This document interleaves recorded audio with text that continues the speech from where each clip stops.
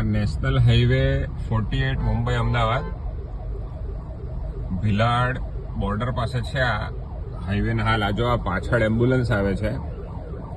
હવે તો toll road છે, પણ હવે આ એમ્બ્યુલન્સને પાસ કેવી રીતે આપવાનું, આગળ જશે ક્યાંથી? અને ફક્ત ને ફક્ત આ જે ટ્રાફિક લાગે છે એનું કારણ ખાલી એક જ છે કે આ કરપ્શન, આ રોડ ખરાબ છે. બાકી કોઈ એક્સિડન્ટ મેજર થયેલું હોય કે કંઈ પ્રોબ્લેમ હોય કે નવું ડેવલપમેન્ટ ચાલુ હોય તો આપણે સમજી શકીએ. હવે એમ્બ્યુલન્સ ક્યાંથી જશે?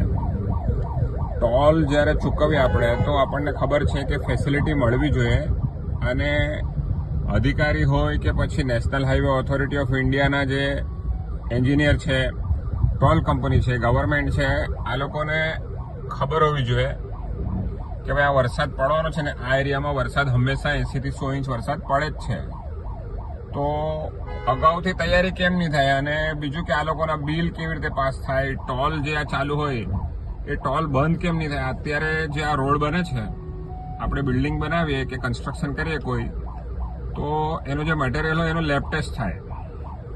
તો એ કેટલું એના અંદર શું મિક્સ કરેલું છે અને કેટલું સ્ટ્રોંગ છે એ બધું એની સ્ટ્રેન્થ સર્ટિફિકેટ આવે.